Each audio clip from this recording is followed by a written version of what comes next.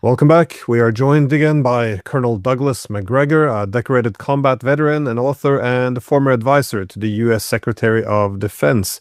Thank you for coming back on the program. I see now that Trump and Netanyahu has met in the White House. Trump appears to have expressed some concerns about the impacts on energy markets and the global economy of the Iran war, while Netanyahu appears to be pushing the idea that it's unlikely that a deal can be made with Iran. So what is necessary is more pressure through, well, economic pressure, but also military strikes. I was wondering, is there anything to be made of this meeting? Did it have any significance, or was this essentially the path we're still on?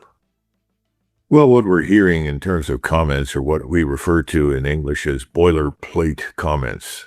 We're not hearing anything that is particularly informative.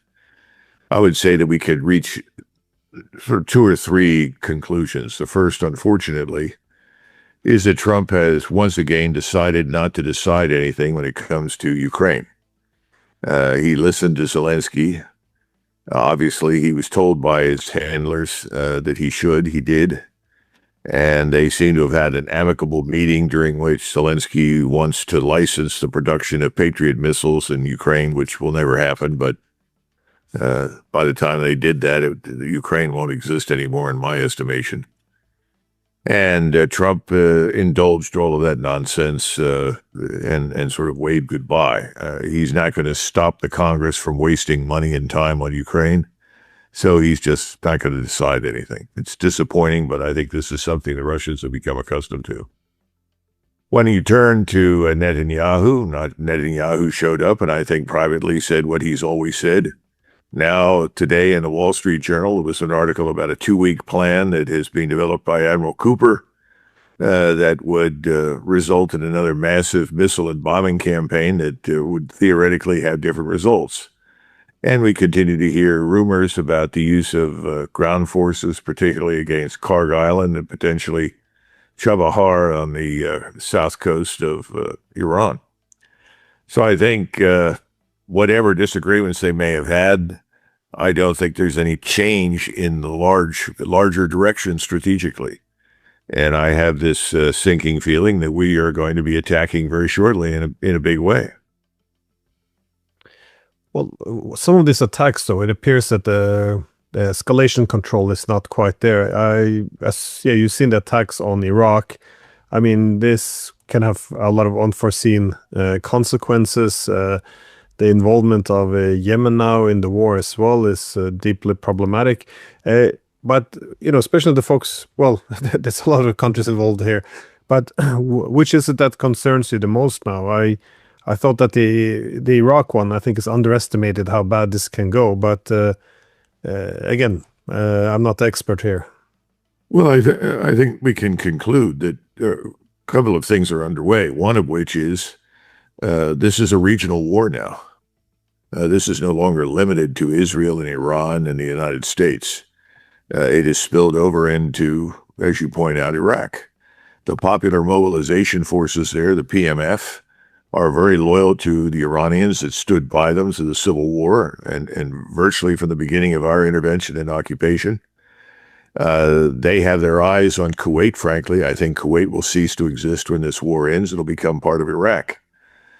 I also think that this war is spreading even to places that we're not paying attention to. There was a refinery in Egypt that was badly damaged by an unmanned system. We're not quite sure where it came from. That could have come from Iraq or any number of places. Could have come from the Houthis. Al-Ansara is now in control of the access to the Red Sea. Iran controls access to the Persian Gulf. This basically is a clear and unambiguous message that the United States Navy no longer controls either of those, and for that matter, is no longer the dominant force that it claimed to be. I think the second piece, and this is the most important part, and this is what I think troubles Trump more than anything else. The loss of control over the flow of oil, the destruction of the global energy complex, those things are important. But to Donald Trump personally and to his inner circle, what's at stake right now is the survival of American military, political, and economic hegemony. That's what it's all about. You'll recall all these silly remarks about the rules-based liberal international order. Well, that thing was concocted in the aftermath of Bretton Woods and the International Monetary Fund, World Bank, the instrumentalities that were supposed to be helpful and good for people in the world, and people bought that for a while, and they finally realized, as Charles de Gaulle predicted, that everything that was being developed was really a Trojan horse for American hegemonic power. Well, that's true. And what has happened over the last 30 years, as the Russians have noted and others, is that this hegemonic power expanded.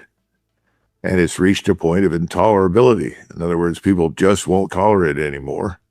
And the acid test for this military hegemony has been Iran. And the United States Armed Forces thus far have lost. And so for all intents and purposes, the world has concluded that the world they lived in of American military, political, and economic hegemony is over. So what is Trump really doing? Trump at this point is really fighting a rearguard action. He's trying to save whatever he can of this hegemony. The reason he went back to war after signing the MOU is that he finally realized, look, the MOU is unambiguous surrender of U.S. military hegemony. I can't afford that. I can't allow it to happen.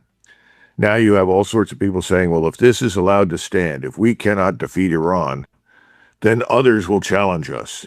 And years ahead, we will be targets. Iran will strike us, and all this kind of crap. The possibility that most of the world will get on with itself, especially in the Eastern Hemisphere without us, doesn't seem to occur to anybody. We are now continuing to weaponize our economy, our financial system, sanctions upon sanctions directed at China, sanctions upon sanctions directed at Iran or directed at Russia, anybody that we don't like who challenges us. It's a dead end, Glenn. So I think we are rapidly approaching a turning point. Now, whether it's a turning point or we're just reaching entropy, I don't know. But if you look at the Russians right now, contrary to what people are saying in the West, they are advancing. And the Russian military is stronger today than at any time since the 1980s.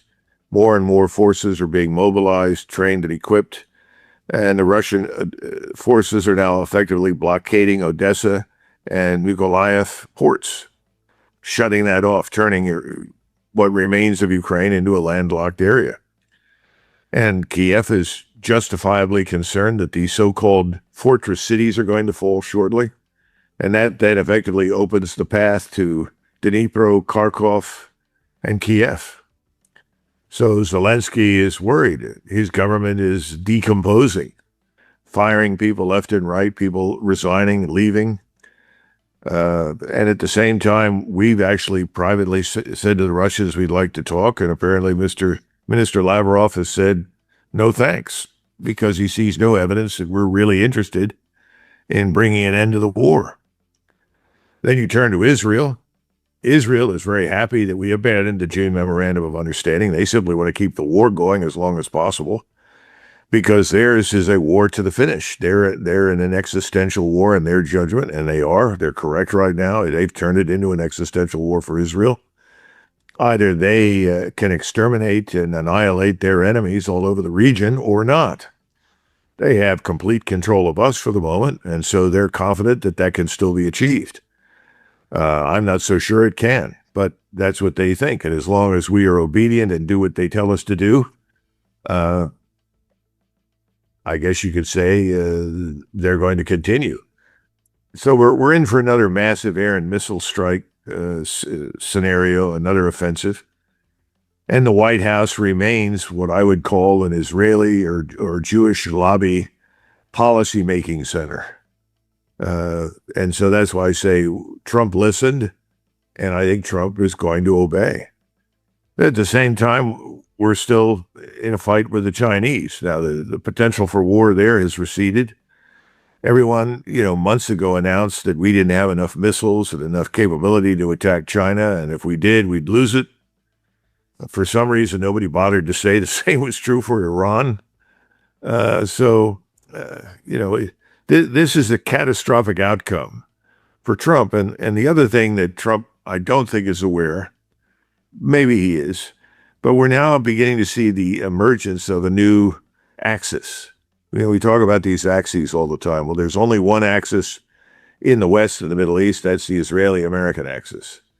But when you look east, you have a growing axis that I would say consists of Russia, China, Iran, and I would add Turkey. Because even though the Turks have not yet engaged, they are on the very edge of doing so.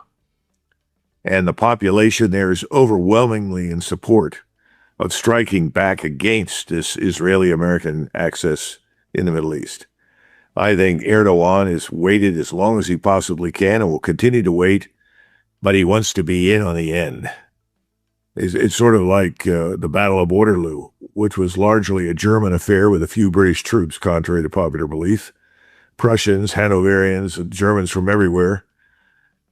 And of course, the British. And then suddenly at the end, imagine the Austrians and the Russians and others showing up. Well, I think that will be Turkey at the end of this thing. Because Iran had to do two things. The first was survive. It's done that. It's demonstrated it cannot be destroyed. And it's going to continue to attack because the second goal for Iran, having survived, and they weren't sure that they would. They spent 20, 30 years preparing, but they were never completely sure. Now they know they're going to survive, is to drive the American military presence completely out of the region. And that's going to happen because we can't protect our own bases, let alone any of our partners. So that's going to be achieved.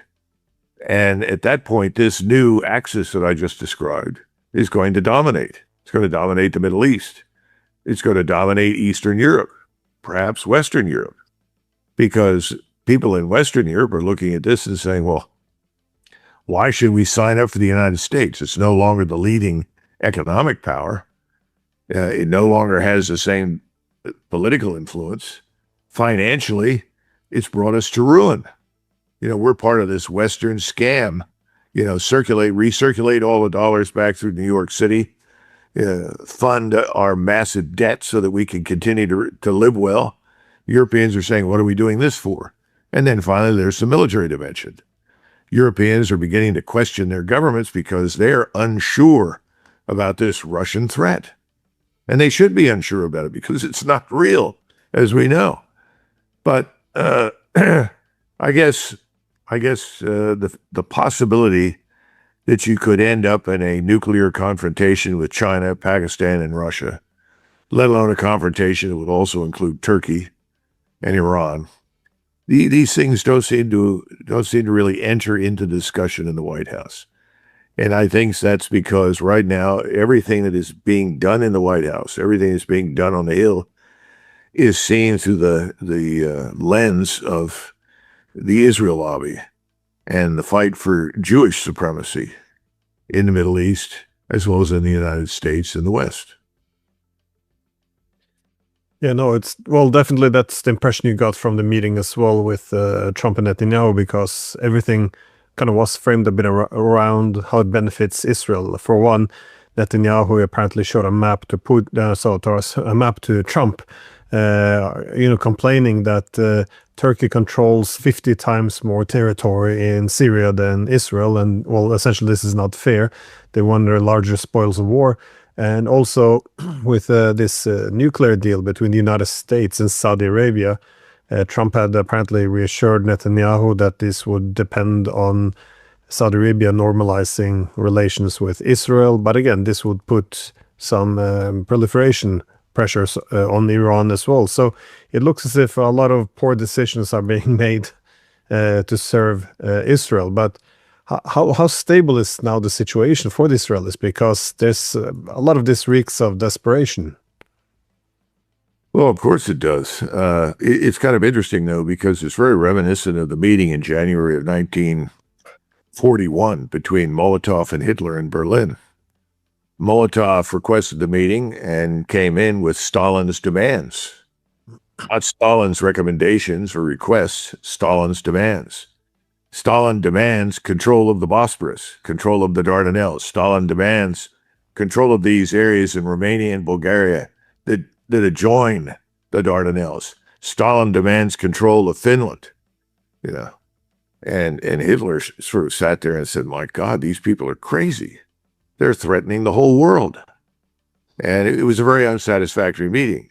Now, subsequently, some smart people on the German general staff tried to make the point that let Stalin do what he likes. If he does that, he'll be at war with the British Empire and everyone else because they can't accept these things.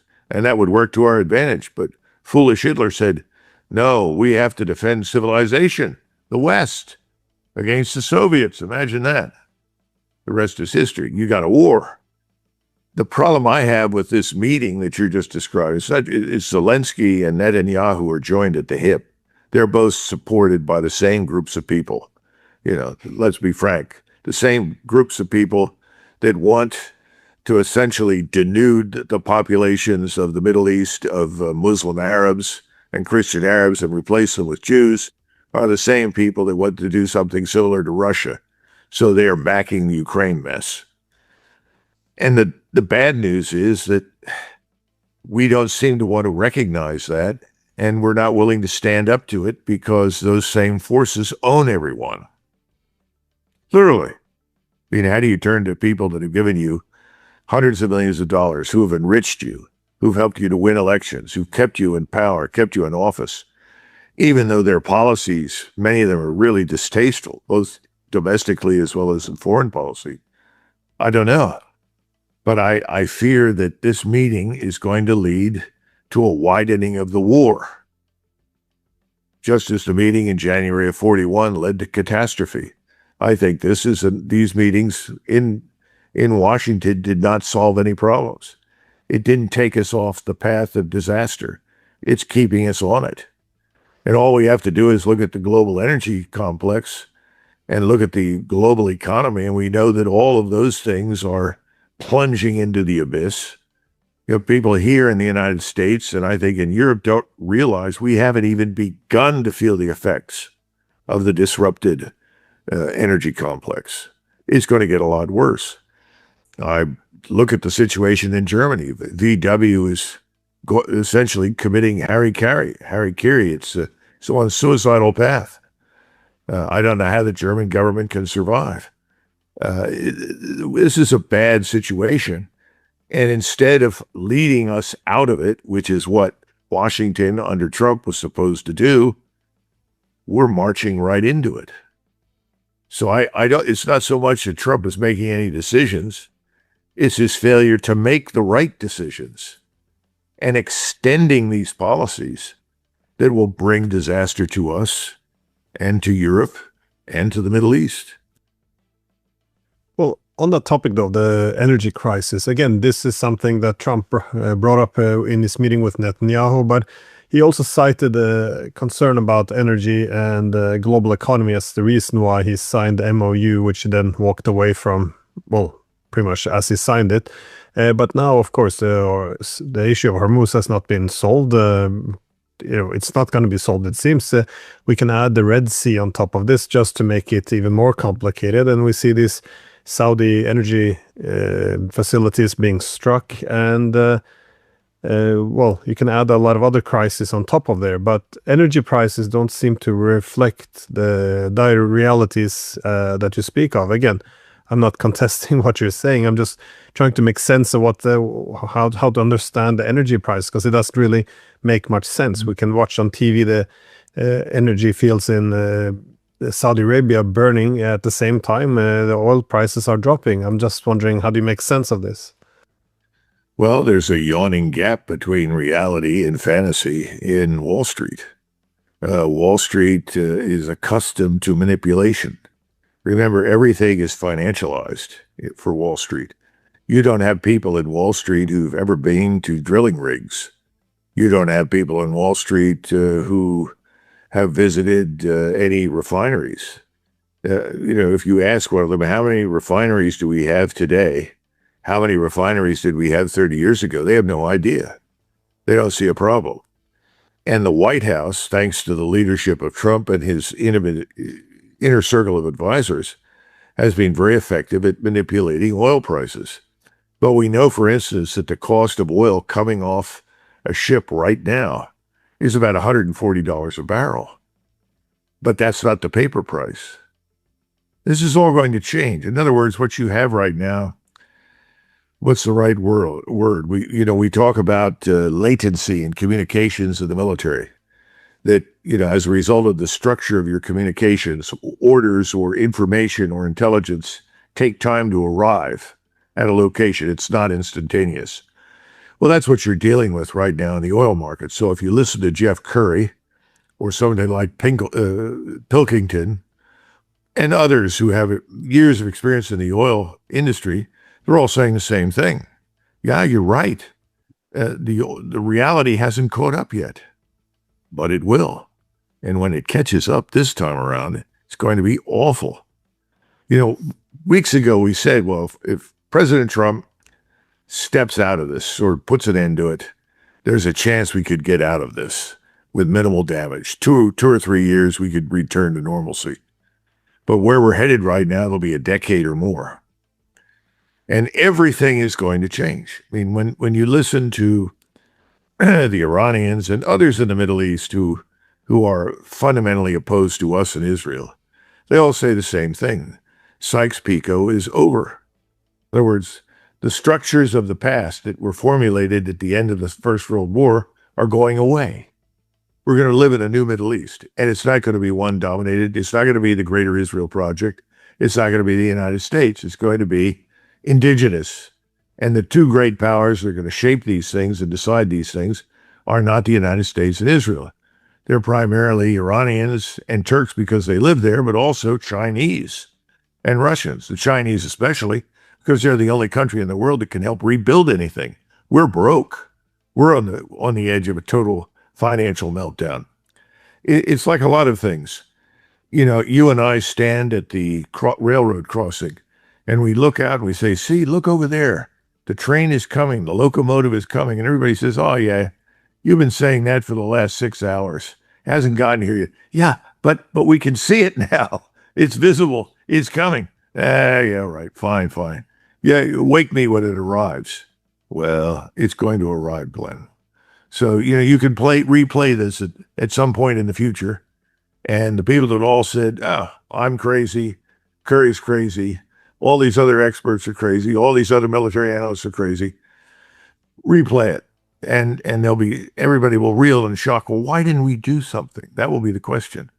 Well, the man who has to do something is named Donald Trump. And it's not a question of what he's doing. It's a question of what he's failing to do. He's just decided not to decide. And that's why you get this vacillation every other day. I'm going to destroy them. I'll hit every bridge. Okay. What difference does that make? What are you going to do? Destroy every hospital? What's your plan? What targets are going to be so important? Are you going to, we're going to seize Cargo Island. Oh, that'll be good. Great. Yeah. What are all those soldiers on Cargo Island going to do as they sit under constant bombardment from the Iranians? It'll be an exercise in suicide and certain death. Okay. Well, then we'll destroy Cargo Island. Okay. Now what? There's no sense of this whole thing makes no sense. And the intelligent thing to do is to stop it. There's not going to be a public surrender by us or by Iran. He's just going to have to disengage. And he will. He'll disengage. But not until the 11th hour and not until it's too late. And only when the economy here at home is awful and is really profoundly affecting everyone in Washington. That's coming. It's absolutely certainly coming. So I don't know what to tell you, except that President Trump does not fully appreciate the limits of American air and naval power. He never understood that our military power was always structured for relatively short campaigns against opponents like Afghanistan's, Iraq, Syria, Africa, people without air and missile defenses, let alone operational strike capabilities in the form of ballistic missiles. So, in addition, we have to operate at a very long logistical support system, and that's very fragile. And that's one of the reasons we're in a pause right now. So this is not a new problem. We've been dealing with this, contrary to popular belief, since the Bush administration in 2001. But that's where we are. And Trump has never understood it. And he's now going to pay a terrible price for it, I predict, politically. On your analogy, though, of the approaching train, there's another predictable disaster which nobody appears to want to acknowledge, which is the pending Russian victory. That is, I see, despite all evidence, our political media establishment still holds on to the narrative that the tide is turning in Ukraine and NATO's favor. But we now see, key territory collapsing. We see this speech by Putin, in which he has seems very confident. We hear from Moscow that they're quite angry and ready to take the gloves off. They have no trust more in diplomacy, which means that they will go for a very brutal victory instead. And I guess in this context, we now see General Surovikin, also known as General Armageddon, being reintroduced. I was wondering, what do you read into this? Well, the last few days, we've had a speech by Putin to a very large audience inside the Kremlin, and another presentation with veterans, primarily naval officers, as I understand it, based on the uniforms. They were both important because President Putin signaled, that things are about to change. He pointed out that to this point, we have moved very methodically, deliberately, for various reasons. Obviously, this is probably the man in the history of Russia that has been most concerned about Russian lives of anyone I can think of over the last 1,000 years, which is a credit to him. But he pointed out that he said, I have had to be very cautious because of the economy. I wanted to preserve the structure of the economy, the standards of living, our prosperity. And we had to accept the fact that the build-up to the point where we are now with the kinds of forces that we have and capabilities would take time. He said, we've accomplished all those goals. We're doing very well. Frankly, all these sanctions that people in Washington love because they feel noble and moral for doing it are irrelevant and have had little to no impact on anybody. People have all learned how to circumvent these sanctions and get on with life, especially Russia. And he said, I've talked to veterans and they said, we need to be more bold. In other words, let's get on with this. Let's crush this enemy and be done with it.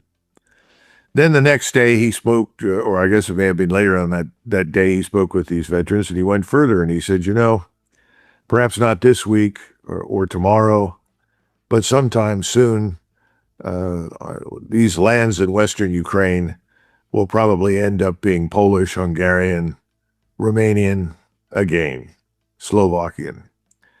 A lot of people became very upset over that, and you had the Poles say, oh no, we want nothing to do with that. But in truth, he's going once again back to something that we in the United States ignore at our peril, and that is history and culture and language and people, identity. And I remember during the Kosovo Air Campaign, there was a question that came up about why both Serbs and Croats were so opposed to the rebuilding of a mosque in Banja Luka. And so I asked one of the German general staff officers, who incidentally is now a major general, he may be retired by now, very able man, and I said, help me out. I don't have time to research this myself, find out what the issue is. And he did, came back, wrote a very short paper, only a couple of pages long, handed it to me the next day, and sure enough, it turned out that the Banja Luka Mosque had been erected with the money that the population of Eastern Slavonia had collected to buy back the head of an Austrian nobleman who had commanded the defense of Eastern Slavonia against the Turks.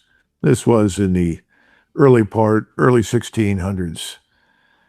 And the sad part was that this particular man had been commanding that area for years. Everybody in Eastern Slavonia loved the man because he protected them from the Ottomans. And he unfortunately was killed in battle. And the Turks cut his head off and took it back, which they like to do, and sent it to the Sultan. And then said, if you want to bury this man, in with his full body, you're going to have to buy the head. So they collected several, pounds of gold and bought it. That gold paid for the creation of the mosque in Banja Luka. And the answer I got back from the people above me, the Americans at the Supreme Headquarters of Light Powers Europe, says, well, this is ridiculous. That happened 300 or 400 years ago. Who cares about that? Doesn't mean anything. I said in the Balkans, that was yesterday. We don't understand Europeans. And so when President Putin made his comments, he was telling the truth. Most of what we call Ukraine was part of Polish Lithuania. In fact, before this, we were talking about Minsk. I have not been to Minsk, but there used to be a giant column that stood in Minsk, and it said in 3 languages, "Here begins Lithuania." Well, not anymore. But I'll guarantee if you go to Lithuania, the Lithuanians are well aware of that. And Polish Lithuania dominated Ukraine, is what we call Ukraine. And when he says that Ukraine was not a nation state, he's not wrong. It was more of a region. And it was usually fragmented or split between the East Bank, West Bank, or what they used to call right bank, left bank Cossacks. It's a very complex part of the world. But his point is, the people that are living on the terrain now today in many of these areas are not Ukrainians. And I know especially the Hungarians that are living there would very much like to rejoin Hungary and get out from underneath the Ukrainians. I'm sure some Poles feel the same way. I'm not advocating the systematic dismantlement of Ukraine, though I think at some point it's probably going to happen because it's happened before. And what we don't understand in the United States is this is how you create peace. This is how you create solutions. You make these decisions. We made a series of bad decisions at the end of World War II. We left too much of it to Stalin, and he created a monster. And by the way, Putin effectively said that. He created this construct called Ukraine. Why? Because it's false. It's not real. It's not historically accurate. And a friend of mine was just telling me, who came back recently from Europe, that I guess there was a demonstration put on somewhere by Ukrainians. They ran into one of the towns, I think it may be Konstantinovka. I don't speak the language, so I may have pronounced that wrong. And they put up some Ukrainian flags and took pictures. So they could send this to the media and say, well, the town really isn't in Russian hands. So the Russians showed up. They all stopped and surrendered. And the Russians said, what are you doing? He said, well, we were told to come over and do this. So we did it. He said, well, what do you want to do? He said, well, what we really want to do is surrender. And so they surrendered to the Russians, and they pointed out the Russians treated them very well. And they all said, look, we're all sick of this war. This needs to end. We need to stop killing each other. I think that sentiment is very strong, but it doesn't reach the White House. It doesn't reach Paris. It doesn't reach Berlin. It doesn't reach London. It needs to, but it doesn't. And the media are complicit with the governments. The governments are in the hands of these globalists. And these are the same people driving the wars in both locations. And by the way, they're also behind what is effectively economic warfare against China. So I don't have an easy answer, but I think it's all going to collapse because we're broke. Yeah, I always thought that a peace would have to be, well, because the Europeans have essentially, the boycotting diplomacy. So I always thought that a peace in Ukraine would have to be established between Moscow and the US. But it's just, there's nothing, there's no losses for the NATO countries, though. So there's not that much motivation for ending this. I mean, if the Ukrainians kill one Russian, the Russian kill 5 Ukrainians, there's a 0 loss for NATO. So it's not that pressure to put an end to this. I'm just thinking but at the same time, there's no willingness in Kiev under Zelensky either to find some kind of a deal. I know that once the Russians went in, in 2022, within the first few days, Zelensky had agreed to meet with the Russians to discuss neutrality. He had made his points that we also perhaps need a deal that recognizes Russian security interests, things which would be unthinkable to discuss today. But today, I don't think it's possible for Zelensky to discuss these things. But it only leaves military victory left on the table, it seems, which is very depressing. Yeah, I don't know. I still think if yes, anyone would have told me 20 years ago that Ukrainians and Russians would be killing each other in the hundreds of thousands, it would be very hard to believe this. But if we take a step back, you mentioned before that Sykes-Picot is over. That is will be a new Middle East. How do you look at it in terms of Europe, though? Because how will, as this is over, we see now Russia, it's not over yet, but we will see Russia, China play a very different role. The Europeans and Americans will probably be a bit more fragmented. At least the political West won't look like it did in the past. How do you see essentially the world being shaped by these wars? I think we and the Europeans are going to have to turn inward and focus on all of the terrible problems that we have created for ourselves inside our own societies. And I know that very few people look at things from that standpoint. Nobody likes to say we are the authors of our own destruction, but we're all going to have to look at the policies of the past 30, 40 years that have brought us to this point in time. Now, the Europeans are going to have to deal with all these vast numbers of unwanted migrants, people that came in starting in 2015 that the Europeans were never asked about. They were never consulted. There was no plebiscite. Now they're stuck. And it gets worse with each passing day. We now have demonstrations in Spain over a recent decision to admit more people that the Spaniards do not want in their country. I think this is going to have to be addressed. And we have a similar problem in the United States. Millions have streamed into our country under Biden and under some of his predecessors, but certainly what happened under Biden was unprecedented. Those things have to be dealt with, and those pose existential questions for us and our societies. What do we want? I mean, somebody talked to me the other day, he said, Doug, the problem is we have tried to get Americans to focus on all of these unnecessary wars, interventions overseas for many years by identifying whatever we were doing with human rights and democracy. He said, you and I know that's all nonsense. I said, of course. He said, Americans are beginning to figure it out. They now know that they were essentially deceived, lied to. I think Europeans are going to reach the same conclusion, and I think you'll see something in the West on the scale of the revolutions of 1848. Now, those revolutions did not achieve their aims because at the time the governments were strong and they didn't have to make many compromises, and they could use the armed forces and the police against the people. This time around it's going to be tougher. The governments are not strong, and I think that's another reason why the wars overseas receive so much attention. If they can create the perception of conflict and crisis, that keeps them in power, extends them in power. How long can you live in a country like Germany, which has been a leader in the world in scientific industrial terms and built, in my judgment, a very successful and fabulous society after World War II?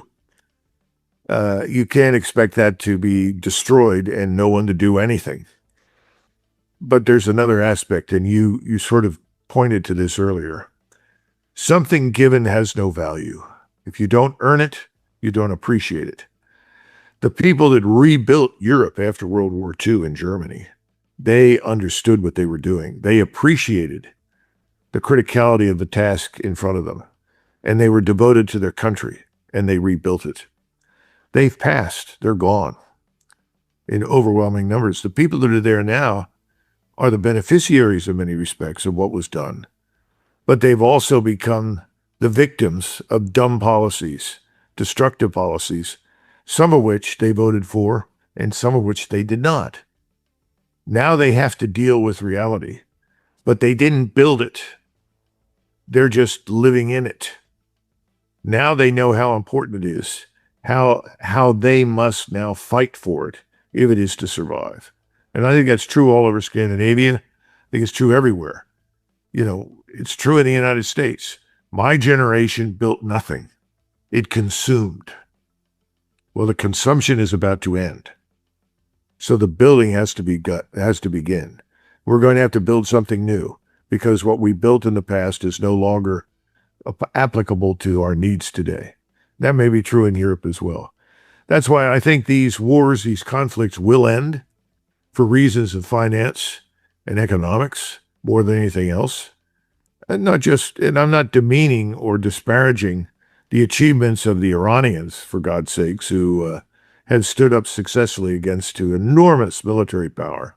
Nor am I disparaging the Russian military achievement. I'm simply saying that inside the West, the United States and the West, I think it's going to happen to some extent in Japan and Korea. Korea just shut down its stock market yesterday. That's just the beginning of emergencies that we're going to face in the future. You're going to see bank runs. You're going to see all the things that we've seen in the past and worse. But these things we'll have to deal with internally will suddenly make everything that's happening beyond our borders irrelevant. Yeah, no, that's a good point. The external conflicts do distract us now, but again, that fits in with what you said before about this train collapse, because the economic crisis, it can't really be avoided anymore. But and I think anyone taking a serious look at the economy, debt levels, energy problems, across the board, recognize that this is not sustainable. It's going to come to, it's going to crash. But as you said, people don't seem to want to hear of it until the crisis is actually here. But do you see a timeline here, or what indicators are you looking at in terms of when this crisis will hit? Well, I sat in a discussion the other day with some very bright people talking about AI. And they were talking, these are people involved in the technology, not people selling stock. And they were talking about the bubble that's about to burst. And they pointed out nobody seems to understand that AI consumes enormous energy. Where's the energy coming from? And if you want to build, you have to have credit. You've got to be able to borrow. Well, cheap credit and cheap energy are inseparable. And those two things have been the foundation for our economic expansion on the North American continent, I would argue, for over 100 years. So where do we go when we don't have it? When energy isn't cheap and credit isn't cheap, everything stops. We have to start over. So I think that's coming. Timeline, I think we'll know by Christmas. We'll see a lot of these things come to fruition this fall. And from that point onward, it's just going to get worse for a while. And people are going to vote in new prime ministers, new presidents, new governments. And they're not going to get anywhere because they don't know what they're doing. And suddenly there's going to be a demand for competence. Now, I don't know how you vote in Norway, what people look for. But in the United States, it's a popularity contest. Why'd you vote for Bill Clinton? Oh, I think he's a really nice guy. He understands. Well, why'd you vote for Donald Trump? Well, he says stuff I agree with. He just says it out loud. Why'd you vote for Obama? Well, he seemed like a nice guy, easygoing, somebody I could talk to. I could go on and on, all right? I sat with people that met with Hitler, and I'd said, what was it about the man? And everybody said the same thing. Oh, that was a man you could talk to. Okay, great.